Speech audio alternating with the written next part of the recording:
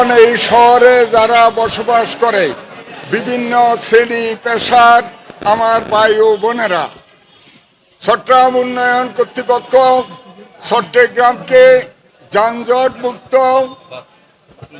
নকশা বহির্ভূত অবকাঠামো, নকশা পরিবর্তন করে ভবন নির্মাণ এবং বিশেষ করে আবাসিক এলাকায় কমার্শিয়াল কার্যক্রম পরিচালনা, হাসপাতালগুলোর পার্কিংয়ের কারণে যে অব্যবস্থাপনা যানজটের সৃষ্টি হয় সেই ব্যাপারে আমাদের আজকে ধারাবাহিক যে অভিযান সেটা আমরা সকাল 10টা থেকে আরম্ভ করেছি। আমি আপনাদেরকে কৃতজ্ঞতা জানাই, আপনারা আন্তরিকভাবে আমাদের সাথে ছিলেন। এখানে আমাদের উন্নয়ন কর্তৃপক্ষের চিফ ইঞ্জিনিয়ার, সুপারিনটেন্ডেন্ট ইঞ্জিনিয়ার, আমাদের জুডিশিয়াল ম্যাজিস্ট্রেট, আমাদের অথরাইজ অফিসার সহ আমাদের ইঞ্জিনিয়ার কর্মকর্তা কর্মচারীরা উপস্থিত আছেন। পাশাপাশি প্রত্যেক হাসপাতালের আপনারা কর্তৃপক্ষকেও পাশে পেয়েছেন, তাদের কত আপনারা শুনেছেন, আমাদের নির্দেশনাও আপনারা দেখেছেন।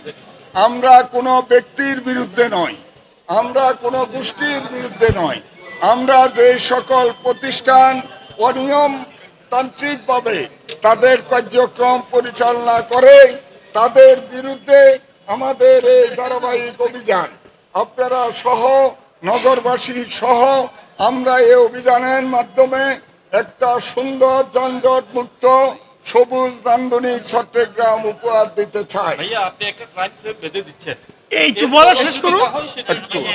বলার মধ্যে গ্যাপ হয়ে যাচ্ছে তো। আমরা মাননীয় প্রধানমন্ত্রীর যে নির্দেশ, শহীদ রাষ্ট্রপতি জিয়াউর রহমান, দেশনেত্রী বেগম খালেদা জিয়ার বড় সন্তান জনাব তারেক রহমান যে নির্দেশনা দিয়েছে সেই মোতাবেক আমরা কার্যক্রম পরিচালনা করেছি। যে সকল হাসপাতালে আবাসিকের উপর নির্মাণ করা হয়েছে তাদেরকে আমরা 1 মাসের সময়সীমা নির্ধারণ করে দিয়েছি। এই 1 মাসের ভিতরে তারা যাতে বিকল্প জায়গায় তাদের হাসপাতাল ট্রান্সফার করে। পাশাপাশি ট্রিটমেন্ট হাসপাতালকে আমরা বলেছি, তাদের কর্তৃপক্ষকে আমরা পাই নাই, তারা আজকে 1টার ভিতরে ড্রয়িং ডিজাইন নিয়ে চট্টগ্রাম উন্নয়ন কর্তৃপক্ষের ওখানে উপস্থিত হবে। পাশাপাশি এখানে একটি স্কুল আপনারা দেখেছেন, একটা আবাসনের উপরে একটা স্কুল পরিচালনা করছে। সেই স্কুলের ম্যানেজমেন্ট যদিও বলে যে ছাত্রছাত্রীদেরকে নামিয়ে গাড়িগুলো চলে যায়, কিন্তু রাস্তায় আপনারা দেখেছেন গাড়িগুলো সেখানে পার্কিং করা আছে। এবং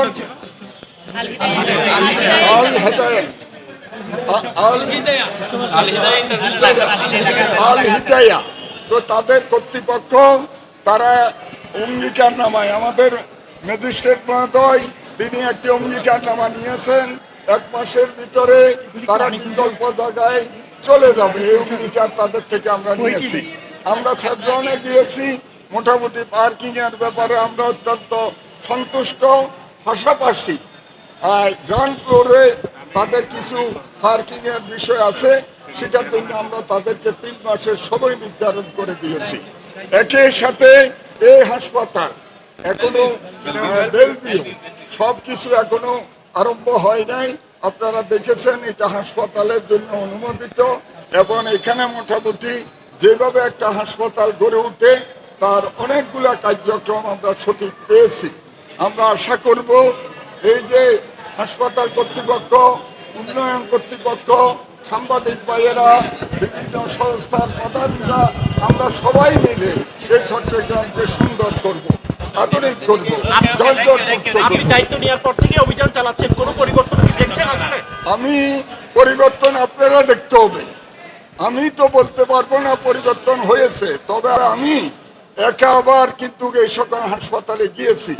ইতিমধ্যে মেট্রোপলিটন তারা 3 লেয়ারে তারা গাড়ির পার্কিং করেছে এবং তাদের সিকিউরিটি গার্ড বৃদ্ধি করেছে।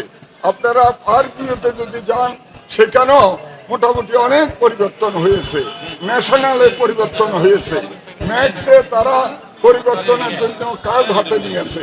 আমি আশাবাদী মানুষ, ইনশাল্লাহ পরিবর্তন হবে, তবে আপনাদের সহযোগিতা লাগবে। ন্যাশনালের সামনে যে যানজট হয় সেটি তো কমছে না, না, ন্যাশনালের সামনে যে যানজট সেটা মূল কারণ হলো ইউটার্নটা যদি ছোট্টছড়ি থেকে আর থেকে গোলপাহাড় থেকে যদি তারা ইউটার্নটা দিত, অর্থাৎ ছোট্টছড়ির মুখ থেকে ইউটার্ন দিয়ে যদি ন্যাশনাল আসতো আর গোলপাহাড় থেকে